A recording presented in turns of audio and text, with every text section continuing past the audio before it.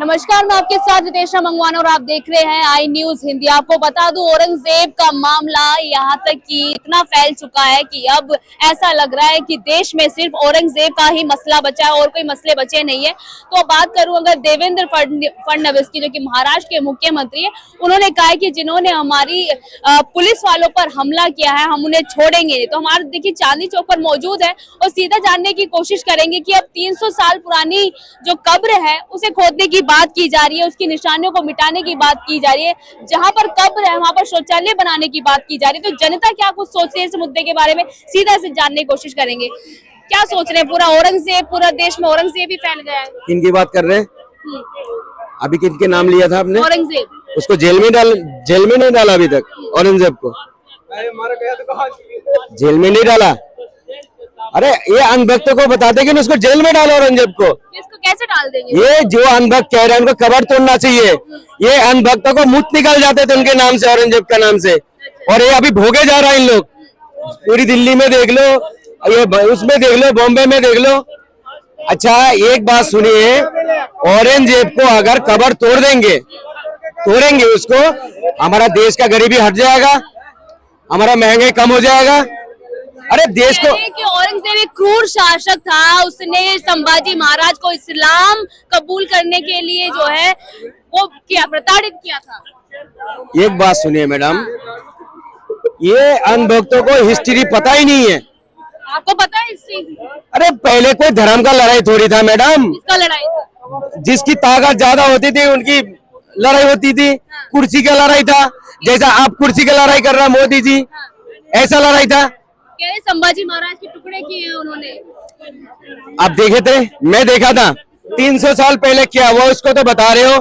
अरे 300 साल पहले जो गलत हो रहा था वो गलत तो अभी भी कर रहे हो आप लोग। छावा मूवी में सब कुछ दिखाया। अच्छा मूवी में तो बहुत कुछ होता है मैडम। अनिल कपूर को भी तो दिखाया था, एक दिन का वो दिखाया था, पीएम हमारा मोदी जी ऐसा बन के दिखाए, सारे भ्रष्टाचारी को घर के खत्म करके दिखाए। मोदी जी क्यों लेके आ जाते हैं बीच में? वो तो महाराष्ट्र का वो है ना। तो पीएम पूछेंगे किनसे? अच्छा काम के लिए अब तारीफ मोदी जी का करेंगे। अगर हमारे देश में दंगा ही हो रहा तो मोदी जी से नहीं पूछेंगे? मोदी जी ने थोड़ी नाम लिया औरंगजेब का, वो तो महाराष्ट्र के सीएम ले रहे हैं। अरे मोदी जी एक बार सिर्फ मुंह से कह दे हमारे देश में दंगा फसाद नहीं होना चाहिए, खत्म हो जाएगा। कंगना रनौत के लिए 10 साल से कोई भी दंगा फसाद बम विस्फोट नहीं हुआ है। आपकी जो कंगना की बात आप क्यों नहीं सुन रहा अभी? पहले तो बहुत हाईलाइट हो रहे थे उनकी बातें। वो तो हमारा किसान का आतंकवादी भी बोल देते थे, बलात्कारी भी बोल देते थे। अब उसके नाम क्यों नहीं आता? मोदी जी को वोट लेना था, ले लिया, अब उनको पत्ता झाड़ दिया। अरे मैडम मैं क्या कह रहा हूँ, हमारा देशों के अंदर औरंगजेब चलिए बोल रहा है ना इन लोग, जो औरंगजेब का कोई नामो निशान नहीं रहना चाहिए। मैं भी सहमत हूँ इनसे राय से। उसके साथ साथ मैडम ये लाल किला में जो मोदी जी भाषण देता है ना, इसको भी तोड़वाओ। क्यों? औरंगजेब का लगा हुआ है।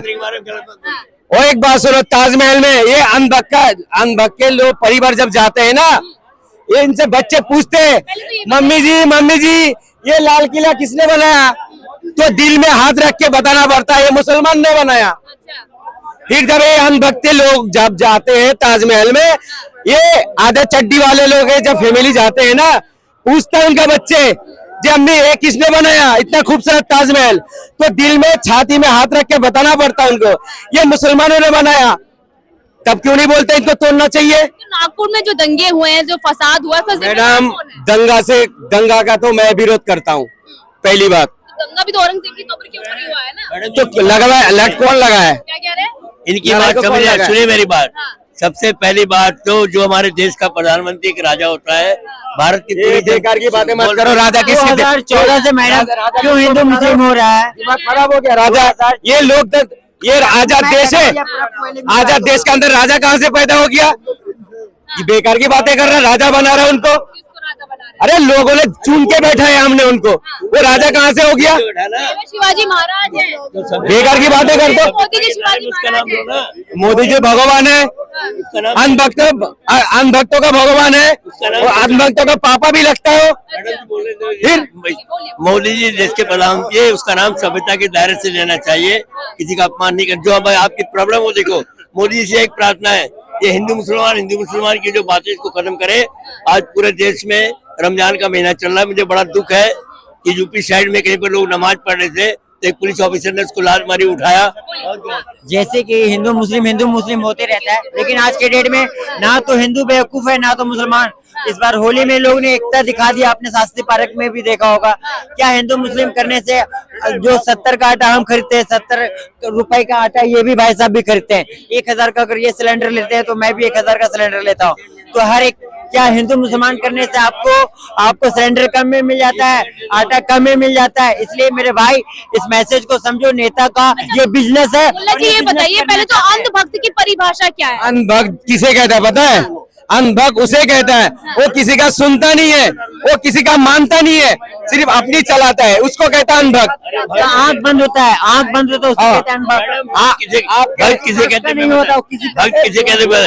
कोई दुर्गा जी का भक्त, कोई हनुमान जी का भक्त, तो भोले बाबा का भक्त। इसी तरह जो पार्टी जिसको सपोर्ट करती है वो उसी के नाम की माना जाता है। कुल मिला के मेरा कहना है कि देश में धर्म के नाम से कोई भी हिंसा नहीं होनी चाहिए। मुसलमान नमाज पढ़े, हिंदू पूजा करे, इनको करने दो, तरीके से चलने दो तो देश चलेगा। और ऐसी बातें करो देश के टुकड़े हो जाएंगे जिस तरह रूस के टुकड़े हुए। बात सुनिए, मैं अपनी बचपने की बात कर रहा हूँ। मैं हमारा जो गांव में है ना, जो हिंदू औरत जो रहते, अपने दोस्त के जो माँ होते थे, हम मौसी मौसी कहते थे उनको, जैसा खाला बोलते हैं अपनी भाषा में, मौसी कहते थे, पीसी कहते थे उनको। जब हम बोलते उनके घर जाते थे ना, उनके बच्चे के साथ हमें रोटी देते थे खाने के लिए, हिंदू। और पूजा पाठ करने, सुन लीजिए पूरी बात, हिंदू है, पूजा पाठ करते हैं, वो क्या करते हैं हम लोगों को खाना दे उनके बच्चों के साथ। जब उनके बच्चे हमारे घर में आते थे हमारे साथ, तो हमारा अम्मी उनको खाना देते थे। कभी हमने तो ऐसा बहुत भेदभाव नहीं देखा, भेदभाव। ऐसा तो अभी भी चल रहा है, मुझे मतलब क्या अभी भी चल रहा है? हमारी फ्रेंड्स हैं, हिंदू है, मुस्लिम है, सब साथ में रह के खाते पीते हैं अभी तक भी। इंसानियत होनी चाहिए। ये धर्म के ऊपर जो ऑप्शन उठाते हैं ना, ये नेता लोग होते हैं। नेता लोग के बच्चे कोई उसमें इन्वॉल्व नहीं होंगे, गरीब के होंगे, और जो गरीब होते हैं ना वही मारपीट करके उनको भड़काते हैं, भुसकाते हैं। वो उनके बातों में आके ना कुछ नहीं होता, उनका फ्यूचर बर्बाद होता है। आज के टाइम में पढ़ाई को आगे लेके जाना चाहिए, सक्सेस होना चाहिए, फ्यूचर अपना। मोदी जी लेके नहीं जा रहे पढ़ाई आगे? नहीं, उसमें पता क्या चल रहा है, देखो सरकार बुरी नहीं है, लेकिन उसमें कुछ जो लोग बैठे हुए हैं ना वो गलत कर रहे हैं। ठीक है, उसके जो पीछे पार्टी होते हैं ना वो सब चीजें गलत कर रहे हैं, हिंदू मुस्लिम करके ना बच्चों को भटका रहे हैं। आज के टाइम में पढ़ाई को सस्ता करना चाहिए, बल्कि महंगा कर दिया है। किसी भी यूनिवर्सिटी, कॉलेज, स्कूल में कहीं भी जाए गरीब का बच्चा नहीं पढ़ सकता है। और सरकारी स्कूल में भी पढ़ने जाते हैं ना तो उसके लिए भी एंट्रेंस देने पड़ते हैं, बल्कि सबको मौका देना चाहिए, सबको एजुकेशन मिलनी चाहिए अच्छी से। के मामले के बारे में क्या? इसके बारे में मुझे कुछ नहीं पता, इसके बारे में मालूम नहीं। मैं सिर्फ इंसानियत के बारे में बता रही हूँ, हिंदू मुस्लिम के बारे में बता रही हूँ। इसमें आपको क्या लगता है हिंदू मुस्लिम सबसे ज्यादा कौन सी पार्टी करती है? ये योगी जी करते हैं, यही करते हैं, बीजेपी की पार्टी, और कुछ नहीं करते। आपको भी तो पता, आप बता दीजिए, मुझे नहीं पता सर। आपको नहीं पता? नहीं, मुझे नहीं पता। तो कसम खुदा की आपको नहीं पता? नहीं, आपको ज्यादा पता है। नहीं, मुझे तो पता ही थी, बचपने में पता चल गई थी मुझे कि भारतीय जनता पार्टी हिंदू मुसलमान करवाती है। आपको नहीं पता इस बात को? गिद्ध, सुअर, पंछी सब ये कौन की कहता है? कटमुल्ला किसने कहा? किसने कहा? कांग्रेस ने कहा क्या? क्या भारतीय जनता पार्टी के?